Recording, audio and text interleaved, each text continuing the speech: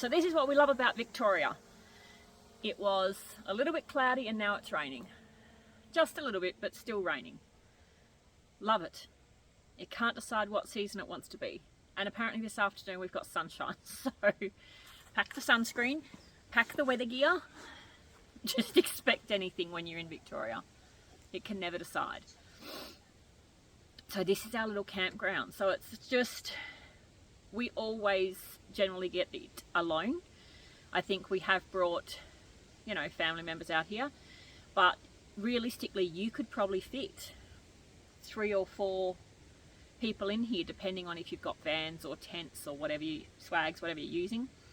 But it is quite large. It's very close to the road, and I mean, you do occasionally get, you know, you'll get the noise from the dirt bikes or from, you know, your 4-wheel drives coming up and down. However, we prefer to be close to the road, just because it means that the way the caravan is set up, and we'll show you that next weekend because we are planning on coming out here for Easter if we can get the spot. But the way the caravan's set up, it faces a bush, and the bush here is just beautiful. There's heaps of firewood on the ground. There's heaps of crackling, which is what the kids and I call the dry leaves, because we like to hear a bit of crackling on the fire.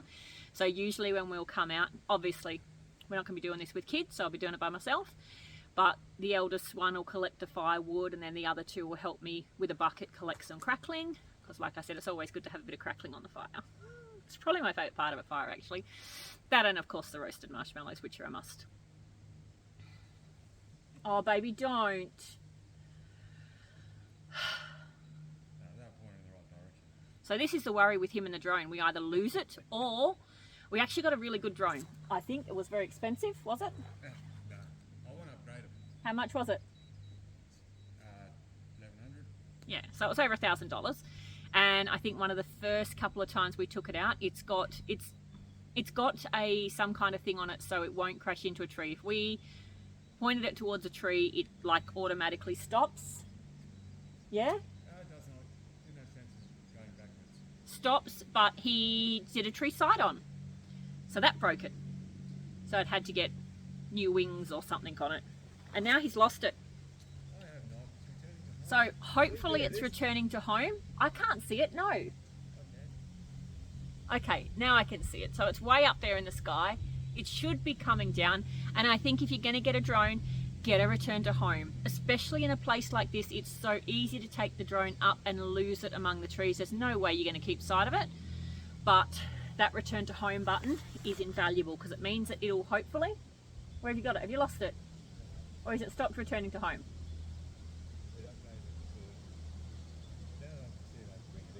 Okay. So the good thing about the return to home is it does exactly that. It returns to home. You can see it's getting a little bit foggy behind us, and that's just because the temperature is dropping. I'm actually wishing I wore my thermals today. It's actually really funny. It used to be that Kieran was always cold and I was always hot, but lately that seems to have turned a bit, and it's probably just because I'm getting older. But he's getting older too, in all fairness. Older than you. He's much older than me. He's like 30 years older than me, aren't you, babe? No, I'm only joking. Older and wiser. Older and wiser. We'll have to get some footage of you landing the drone and stuff, yeah? Are you going to take it the other way or just over that way? Did you do like a circle of the campground? With the setup? Oh, well, not with the setup, but just with how awesome our campground is.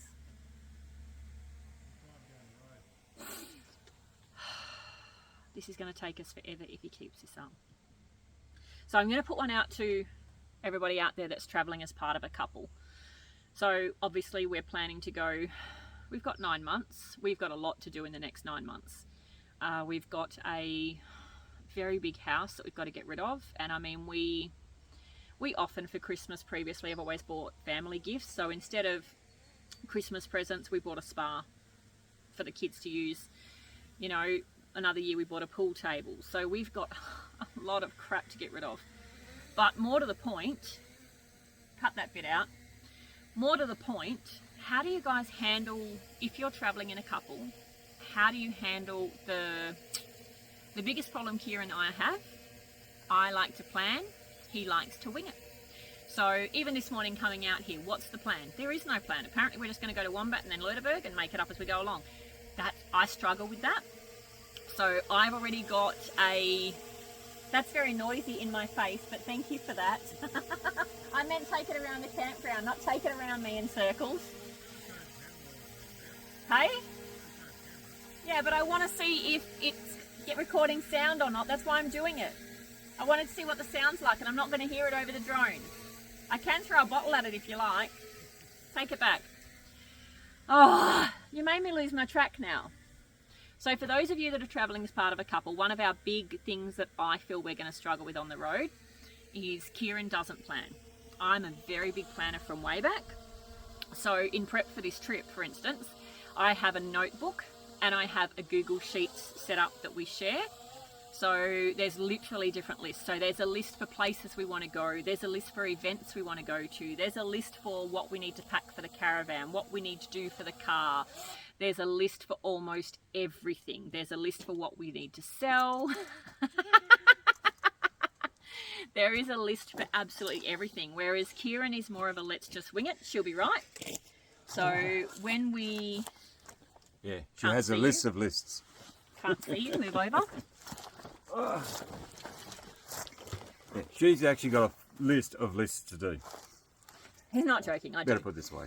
So, yeah, so that's going to, I think that's going to be one of our big challenges is him learning how to plan. Nah, Or me wing learning, me learning how to wing it in a comfortable way. Because Kieran is quite happy with this morning going, what are we doing? Oh, we're just going to go to Wombat and we're going to go to Leuterberg. That's as far as his plans got. Look, and you're always going to have a few differences. Get yourself a toy to play with. Exactly. So if he goes off and Find plays with something. a toy, I can plan. Yeah. So just doing this video to have a discussion about where we're at the moment. Still planning on leaving in January 2024. 2025. We're in 2024. Sure. But nice try. Sure we can't leave now?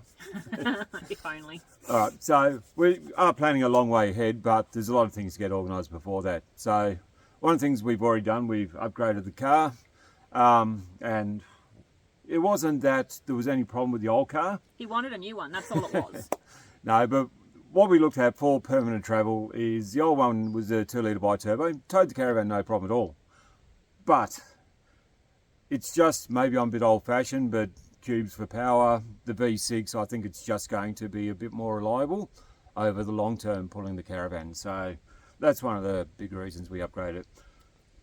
So we are selling the old one. We are selling the old one. But we've only had it for 3 years. Yeah, it's still on a new car warranty if you want. If you want a great 2020 Everest with all the We've only had it for fruit on 3 years and we've already put, what, 250,000 Ks on it. it's 150,000, thank you. You sure? Positive. Okay, I don't believe him, but anyway, take that bit out. Anyway, so we've got the new car. We've put a couple of little things on it. Sort of, I put the smaller rims on it. The Platinum comes with a 21-inch, so we've got the 17s put on it, and hopefully we're going to match them up to the caravan. So the caravan will have the same spares all around. So we just need to check the stud pattern on the caravan. Yep. Because if that doesn't match, We'll have to fix it. it'll be another thing to do before we go. Now, being a black car, probably not the best choice for going out bush, but the very first thing I did do is get a PPF coat put all around it.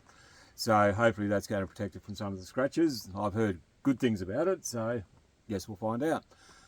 And if we don't, it'll scratch the car. It is what it is. The other things I've done so far, well, I ordered it with the Clearview Mirrors, better towing. The only carryover from the old car is this awning, the Bushwakka 270, great awning. Yes. Never had an issue with, I've got poles all around it, but I've never had to use them, so So we did originally have another awning. cheap. Don't go shopping with the missus, you'll get the cheap one, lasted So once. we had a awning that we thought would work, and I think the first time we put it out, which was actually here at Wombat, it was not windy whatsoever. It took one little bit of wind, which would have been nothing, and the awning went. So we just gave up on that awning straight away, and we went for the Bushwakka 270 because it's been invaluable. We've never put the legs down. No. We've taken this, we've put it out on the beach, we've put it out in, like there's several times it's gotten windy and I'm like, oh, should we put the awning in? Well, beach, big And red we've never had bash. to. Yeah, we took it to the beach, we took it to the Big Red Bash, we've done a bit with this awning, and it did carry over. It's a little bit dirty, but Yeah, so it's an awning, great. who So, cares? couple of tips: never take your missus shopping for 4-wheel drive parts with you, and don't show the bank balance after you come back. In saying that, look, it wasn't the most expensive awning either. There are more expensive ones out there, but mate, this is fantastic. I'd never go without it. No, I think the Bushwakka was the best. We do have walls for it. Yeah, I don't think we've put them up.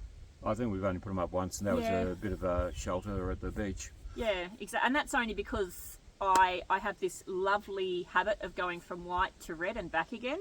So if I'm even in the shade, I will go burn in like minutes, and yet he tans. It's just ridiculously not fair. Anyway, so what else we've done? We've put the platform on because obviously we needed something to hang the awning off. And we had to upgrade the platform. Yeah, well, we've gone with the backbone this time. It's a little bit bigger because we've got the Max Tracks up there as well. Still deciding whether I'm going to put a solar on this one. Still haven't quite figured out the electrics on this yet. I am looking at maybe a bigger lithium, but before I do that, we need to work out exactly how we're going to sort out the back end. So, anyone got any recommendations out there how to set up the back end of an Everest? Glad to hear it. So leave anything in the comments. So the biggest debate we are having at the moment is the fact that the kids have decided not to come with us means that we have a back seat. Now, he would like to permanently put something on the back seat. I'm ever hopeful that in a couple of months' time the kids might change their mind and come with us. But what are the point if we go anywhere and need a back seat? We're not going to have it. Well, we don't have to pull it out. We can still throw stuff on it. So we have to work that out. Like what happens to the back seat? Like I don't see the purpose of the seats being up with crap on them. I like to keep things in their spot and organised. So that's what we're going to have to work out. Like what should be on the back seat compared to back in the drawers. I think when we had the other Everest, the drawers were bigger. So what he's telling me is the drawers can't be as big because we've still got the really big fridge. Yeah. And I mean... So we do have a 95 litre. yeah. And I mean, we do use that as a freezer space. Like if we want to go off grid for months, that as a freezer space for me is invaluable to me. Yeah.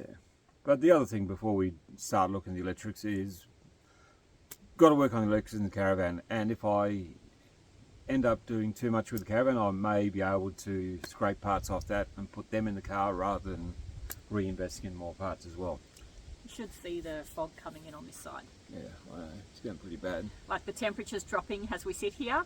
The fog's rolling in, like you can see it across the road between the trees, and it's that misty rain. Yeah. So that misty rain is just... I won't really be sad to see the back of Victoria. I do miss... There are sometimes I do miss Port Hedland, and it stays like this where I definitely miss So Port Hedland. I'm from Port Hedland in WA, and that's where we met. So at least in Port Hedland, I don't think it ever rains. It very rarely Well, rains. at least when it does, it's still relatively warm. It's a hot rain, yeah. Anyway, so with the car, Yeah. I mean, we've got to look at the inside. Yeah, we do have a few more parts arriving in the next month or so. We so did just get all spend a the- stupid amount of money, yes. Not as much as she knows about. There'll be a few extras I've phoned up and added on in the meantime, but she'll figure it out. So what are we doing with this next delivery? So soon I will be getting the bull bar. So I've gone for the opposite lock premium bull bar. That's because it's a good looking bull bar and it's not ridiculously priced like some other brands you may come across. Run the winch, same winch I had on the other car because it never let me down. Gone for the same suspension setup as the other one as well. So got a 2-inch lift with the Outback Armour suspension. It was great on the other Everest, never had a problem, did the job well. And the big reason I needed, I also got 150 kilo concentrate springs just to sort of keep that back end up a bit while towing, with a little bit of help with some airbags that are going in as well. GME radio, got to buy Aussie, and it's a good brand. Yeah. Keep- Where possible, like with the Bushwakka, Australian made. Keep in mind, any of the products I'm talking about, we're not sponsored by anyone or anything. They're just our preference, like they're just what yeah. we found has worked. We've done quite a bit of research, especially on the bull bar. I don't know how many hours he spent playing with different, what should we do with the bull bar, because that's not the same as the one we had on the other car. Oh, look, I see a lot of these four-wheel drives going around with hoopless bars, but to me a bull bar's there for one reason, that's to protect the front end, so Recovery points? you need the 3-point needed 3 hoops on it, and it's got built-in recovery points. I must admit, the one thing that Kieran and I find really hilarious is when you see the, mums picking the kids up from school in the done-up four-wheel drive with the bull bar and that, and it's pristine condition because she's never taken it off-road. So I don't get that. I don't get why you would. Like, I'm a fan of bull bars, especially because, like... We just got her car out of the panel shop My after car, hitting a kangaroo. yeah, so my car was in the panel shop for 6 months, and it wasn't a lot of damage. It wasn't a write-off, but where the kangaroo hit, apparently I have a Ford... BCM. I have a Ford something. It was the BCM, the body control module, which was under the front bumper.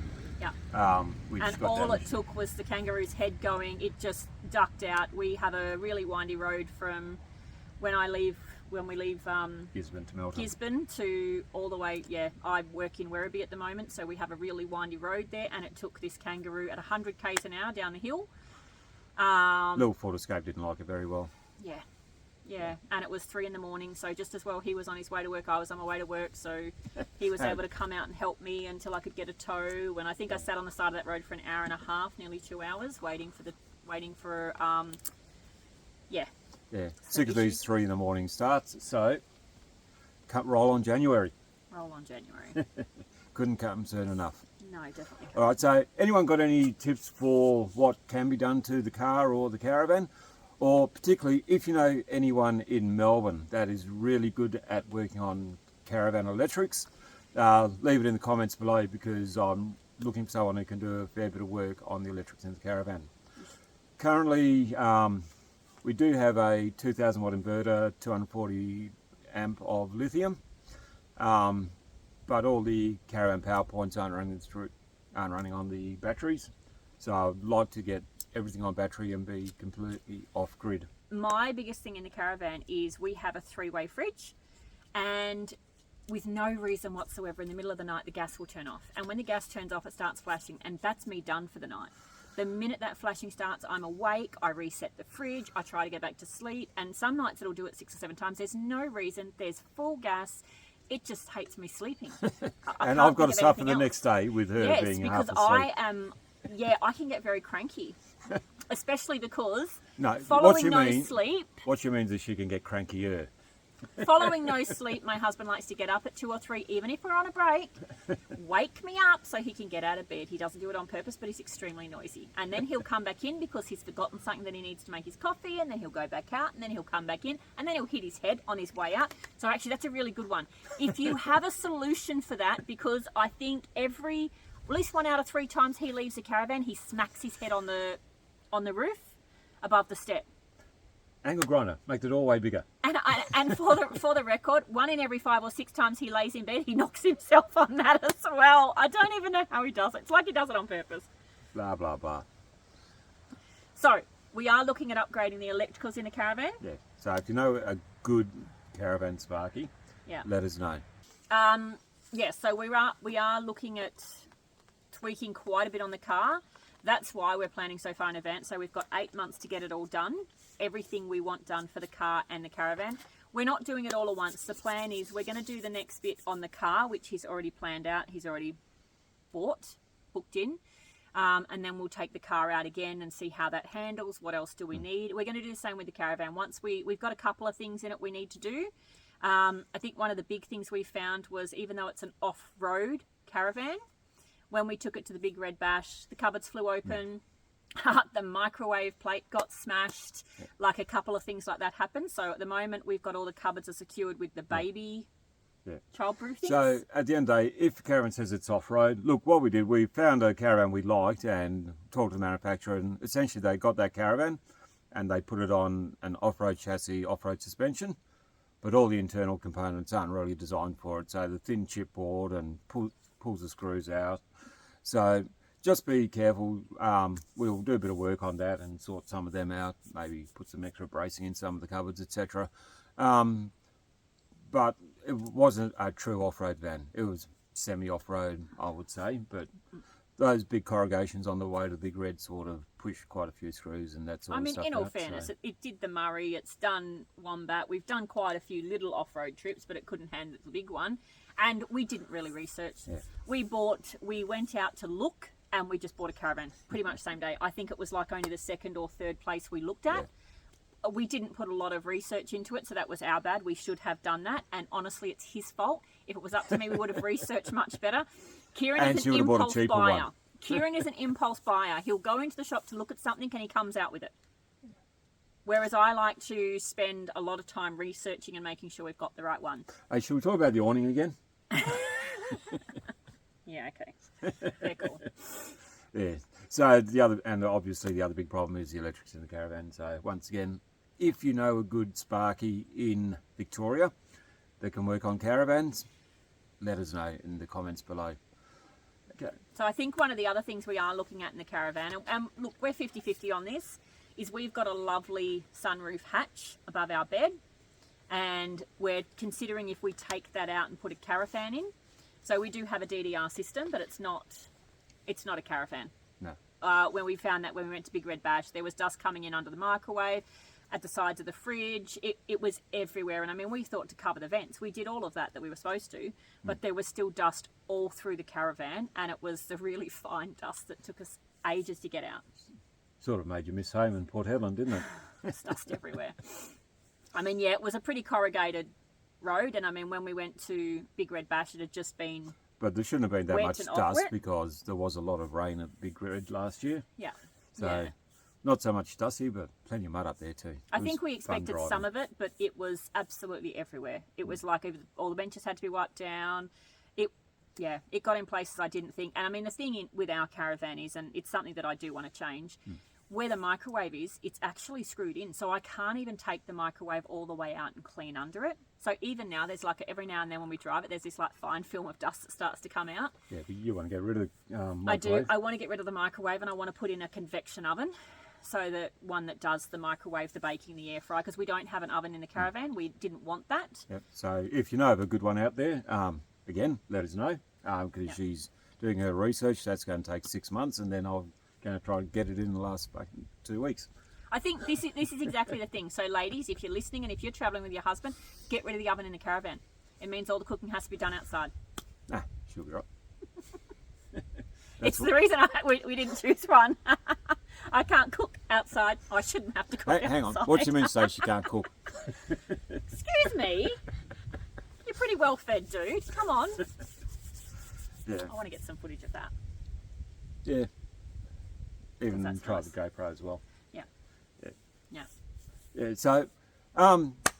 So if you want to keep updated on what we're up to and what we're doing, I'm going to put some videos out in the near future. I'm going to do one on the car as it is at the moment, and after I get the bits and pieces put on. Again, going to ask for recommendations on what to do in the back end of the car, who to see. I've been seeing a lot about full bore Forbies. And they seem to have some really innovative stuff, which is awesome. Yeah. I think our main concern at the moment is the fridge. Because it's the 95 litre, it does take up a heap of room. It did in the last Everest, but this is going to take up... Yeah. It means we're going to have smaller drawers, so we're not sure if the drawers are going to hold what we want. We don't keep a lot in the back of the car, but we do like the car set up, so if we're somewhere we want to leave the caravan, all we need to do is chuck the swag on top and we're done. Yeah, so what we do like to keep in there all the time is we keep all the recovery gear, obviously. Yep. We keep the jet boil. So we've always got access to some cooking material. Oh, we'll have to show you the jet boil. The jet boil is the best investment I think we bought. It wasn't really expensive. It means that when we're camping somewhere, I can leave it outside or it can stay in the back of the car if it's wet. And he doesn't wake me up in the morning to get water or to get anything he needs to make a coffee. He literally puts that little thing on, it boils water really quickly, and there's the coffee, the kids' Milo, everything's done in seconds. Love the jet boil. Great bit of gear. Oh, and we actually went to the point that I think when we went to Lake Burrumbeet, we zipped into town and bought the little fry pan. It's got a little fry pan. It's not huge, but it's perfect for just the two of us. And it sits on top of the jet boil, and you can make your pancakes or your bacon and eggs, and you don't need to worry about starting a campfire first thing in the morning. And you can even get a little pot for a... You can get a little saucepan and everything. Yeah. Like it's actually how fast it heats up. And actually when we go out today, we'll be using the jet boil a bit later. So we'll film that for you. But it wasn't expensive. The canisters are not expensive. And it boils water quicker than the kettle. Yeah. It really does. It's just, and it's got a little indicator on the side, so you can actually see it going from clear to orange to red. So you know when it's boiled. You don't have to think. And because of the insulated wrap, it's got, even the kids can use it. It's got a little handle. So we'll show you all that later, because that's probably one of our best. And like we said, we're not sponsored by anyone. We just went out and these are the products we found that works. But if anyone does want to sponsor us, these are the products we've found that work for us. Yeah, that's right. And I mean, it might not work for everyone if you're boiling. I mean, even for us, if we take the 3 kids, we might have to boil the jet boil twice to make everyone a milo. It's still quicker than doing a campfire, or even you can actually get the bigger ones. You can get the bigger cups as well. Yeah. So if you have got a larger family out there, you get the bigger one. Get the bigger one. Yeah. All right. It is getting a bit chilly. It's so freaking chilly. So I wish I put my thermal on. If you want to keep updated with any new videos or anything else, don't forget to hit that like and subscribe button and keep updated for future videos. Yeah. And like he said, we need suggestions for the back of the car. For me, it's the back seats. For him, it's the actual boot. But I don't want to carry a lot of rubbish, but I do want to have what we need. One of the big things we've been discussing is, do we need a back seat organizer for the back seat? I don't like a lot of stuff at my feet when we're traveling, and we're not planning on traveling long trips. No, we'll probably only short travel bursts. 3-4 hours at a time if we have to. But I mean, the ability to reach back and get, the baby wipes or the tissues or the beer. Not while you're driving. No, I'll be driving, he'll drink the beer. No, but just that little bit that you can get those things really quick and easy. I don't want anything that sits down by the side of my seat. Something there that I can reach. When we did Big Red Bash, we had a little basket that sat on the back seat, and that was okay because there was a kid with us. But if there's no kid with us, me being able to reach behind and get that, it's not really feasible. Yeah. Anyway. Okay, thanks for listening. We've got some deadly trailers coming down the road. See you in the next video. Okay. Bye, everybody. Bye.